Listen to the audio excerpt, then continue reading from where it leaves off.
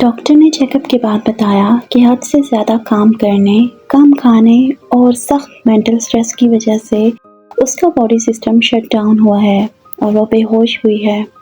شجر پورا دن اس کے پاس پڑی کرسی پر بیٹھ کر اسے دیکھتا رہا۔ وہ اس قدر پریشان تھا کہ اس کا رونا نکلنے کو تھا کہ اتنے میں اس کے فون پر رنگ بجی۔ اس نے فون اٹھایا تو دوسری طرف آئزل تھی جو پریشانی میں پوچھ رہی تھی، شجو کہاں ہو یار؟ باہر سر حامد آئے ہیں اور انہوں نے بتایا کہ تمہاری لڑائی ہوئی ہے اور تم عائشہ کو ساتھ لے کر گئے ہو۔ دیکھو ہم نے یہ سب امی جان اور بابا کو نہیں بتایا ورنہ وہ پریشان ہو جاتے۔ سر نے انہیں یہی بتایا ہے کہ تم دوستوں کے ساتھ سیلیبریٹ کرنے گئے ہو، لیکن یار عائشہ کیسی ہے؟ ٹھیک تو ہے نا وہ؟ شجر اپنا رونا روکنے کی ناکام کوشش کرتے ہوئے کانپتی آواز میں بولا، مانو وہ بے ہوش ہو گئی ہے، 3 گھنٹے ہو گئے ہیں پر اٹھ نہیں رہی۔ ڈاکٹر نے کہا ہے کہ 24 گھنٹے میں ہوش نہ آیا تو وہ کوما میں چلی جائے گی۔ آئزل نے شجر کی رونی آواز سنی تو اس کی جان نکل گئی۔ اس نے فوراً ہاسپٹل کا نام پوچھا اور عائشہ کی خالہ کو ساتھ لیے حامد اور فیروزہ بیوی کے ساتھ ہاسپٹل پہنچی۔ وہاں پہنچ کر اس نے شجر کو جس ٹوٹی اور بکھری حالت میں دیکھا، ایسا اس نے اپنے بھائی کو زندگی میں کبھی نہیں دیکھا تھا۔ عائشہ کی خالہ میمونہ خود ٹائیفائڈ کی پیشنٹ تھی، اس لیے تیز بخار میں وہ زیادہ دیر ہاسپٹل میں نہیں رک سکتی تھی۔ عائشہ کو بے ہوش ہوئے اب 11 گھنٹے گزر چکے تھے۔ شجر اور آئزل نے باقی سب کو گھر جانے کا کہا کیونکہ خالہ کی حالت بخار سے خراب ہو رہی تھی اور فیروزہ بی بی خالہ میمونہ کو زبردستی اپنے گھر لے گئی تھی کیونکہ وہ جانتی تھی کہ اس پریشانی میں انہیں کسی کے سہارے کی سخت ضرورت ہے، اس لیے انہیں اکیلا نہیں چھوڑا۔ شجر اور آئزل ہاسپٹل میں ہی رکے رہے جبکہ حامد فیروزہ بی بی اور خالہ کو گھر چھوڑ کر ان کے لیے کھانا لے کر واپس ہاسپٹل آیا۔ شجر پریشانی کے عالم میں کچھ نہیں کھا رہا تھا۔ رات ہو چکی تھی اور اس نے صبح سے ایک نوالا بھی کھانے کا چھوا نہیں تھا۔ آئزل نے زبردستی 1-2 نوالے خود اس کے منہ میں ڈالے لیکن بعد میں وہ بنا کچھ بولے واپس اچانک عائشہ کے روم کی طرف چلا گیا کیونکہ وہ نہیں چاہتا تھا کہ کوئی بھی اس کے آنسو دیکھے۔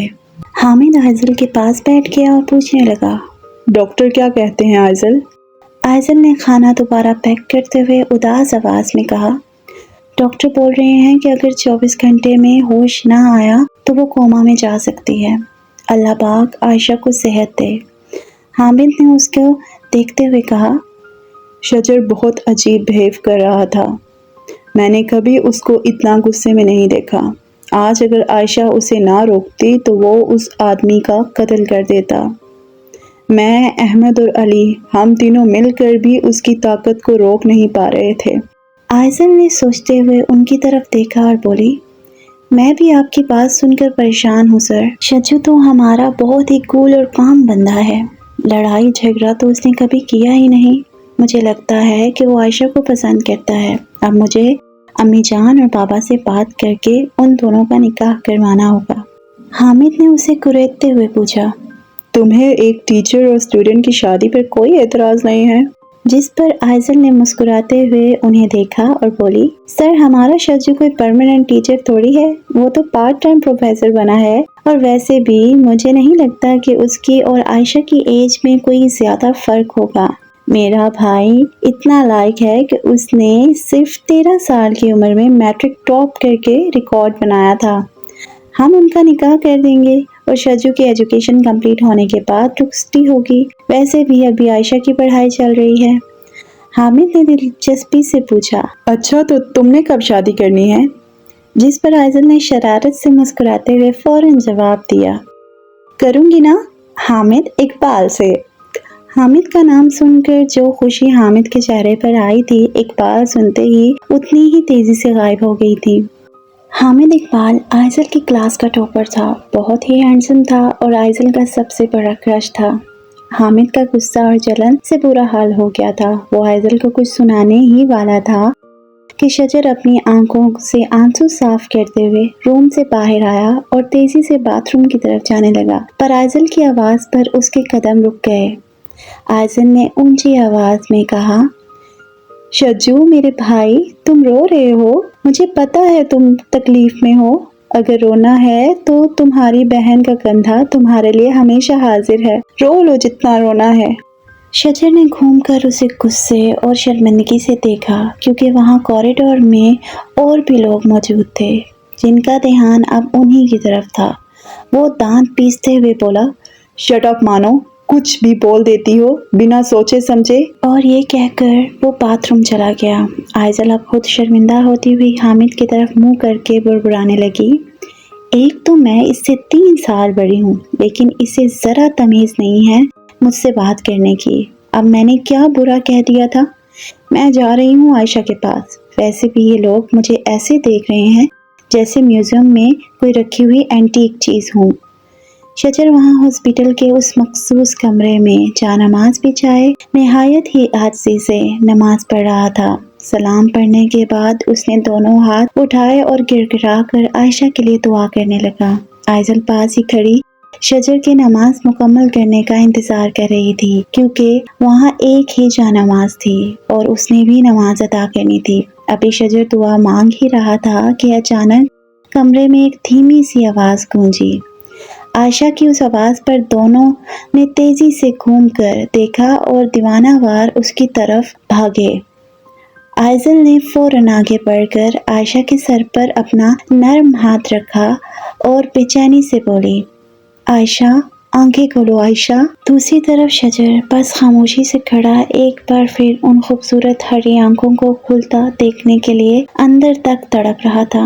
عائشہ ابھی پوری طرح ہوش میں نہیں آئی تھی۔ وہ بے ہوشی اور نیند کے درمیان جھولتے ہوئے بڑبڑا رہی تھی، ماما، بابا مجھے چھوڑ کر نہ جائیں، نہ جائیں۔ آپ پہلے بھی مجھے چھوڑ گئے تھے، اب بھی چھوڑ کر جا رہے ہیں، مت جائیں ماما، بابا، ماما۔ ایک دردناک چیخ کے ساتھ وہ تڑپ کر تیزی سے بیڈ پر اٹھ بیٹھی۔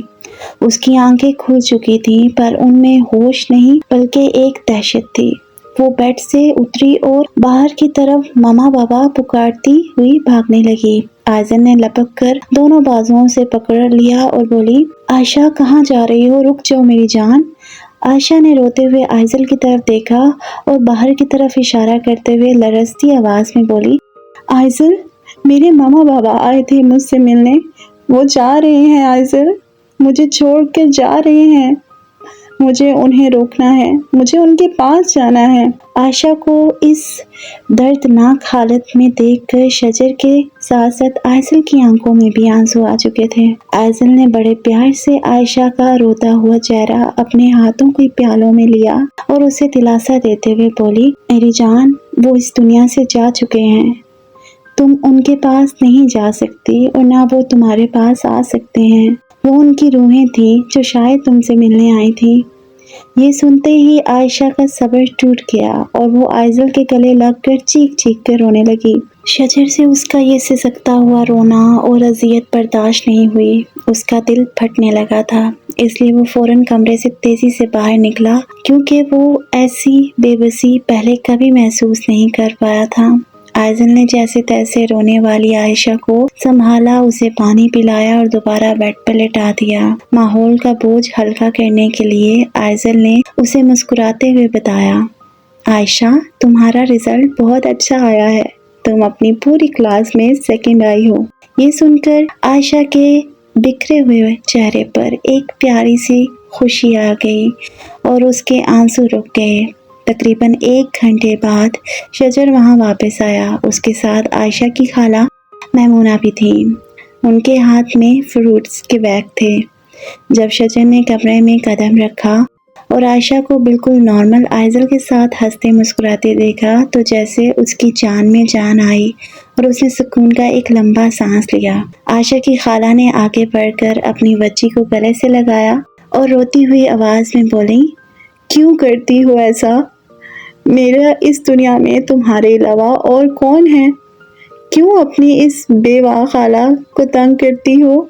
میری جان، اپنا خیال رکھا کرو۔ عائشہ کی طبیعت بہتر ہوئی تو اسے ہاسپٹل سے گھر بھیج دیا گیا۔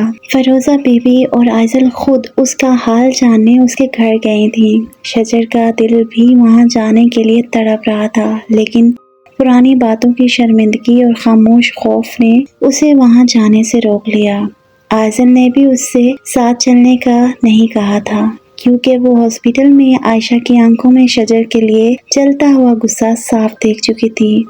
वक्त अपनी रफ्तार से गुजरता रहा, पर उनके दरमियान ये तनाव कम ना हुआ था। यूनिवर्सिटी में अब आयशा का रवैया बिल्कुल बदल चुका था। शजर की क्लास में ना तो वो कोई सवाल करती और ना ही उसके पूछे गए किसी सवाल का जवाब देती। जब भी शजर क्लास में कुछ पूछता तो वो खामोशी से नजरें झुका लेती। उन्हीं दिनों आयशा मारी मारी फिर रही थी, हर जगह हाथों में फाइल लिए जॉब ढूंढ रही थी। शजर इस बात से अच्छी तरह वाकिफ था कि इस वक्त उसे पैसों की कितनी सख्त जरूरत है, लेकिन अपनी इस बेचैनी और फिक्र के पेश नज़र उसने अनजाने में एक बार फिर उसकी सेल्फ रिस्पेक्ट को ठेस पहुंचा दी थी। एक दिन वो यूनिवर्सिटी के बाहर अपनी गाड़ी के पास खड़ा अकेलेपन में उसका वेट कर रहा था। उसने आयज़ल से रिक्वेस्ट की थी कि वो किसी तरह आयशा को बाहर लेकर आए। जब आयज़ल आगे बढ़कर आयशा को वहां ले आई तो शजर को सामने देखकर आयशा के चेहरे पर गुस्से की लहर दौड़ गई। आयज़ल ने फौरन उसका हाथ पकड़ा और इल्तिजाई लहजे में बोली, प्लीज़ आयशा, एक बार इससे बात कर लो, ये बहुत बेचैन है, तुम्हें हमारी दोस्ती का वास्ता। अभी वो बोल ही रही थी कि शजर उनके करीब आ गया। दोनों लड़कियां खामोश हो गईं। शजर ने आयशा की तरफ देखा और भारी आवाज में बोला, मुझे तुमसे एक ज़रूरी बात करनी है। हालात की नज़ाकत को देखते हुए आयज़ल तेजी से थोड़ा दूर जाकर खड़ी हो गई। आयशा उसे रोकना चाहती थी, लेकिन आयज़ल बहुत तेजी से निकल चुकी थी। आयशा ने एक गहरी सांस ली, सर झुकाया और निहायत ही सर्द पर बाअदब लहजे में बोली, जी सर बोलिए, आपको मुझसे क्या बात करनी है?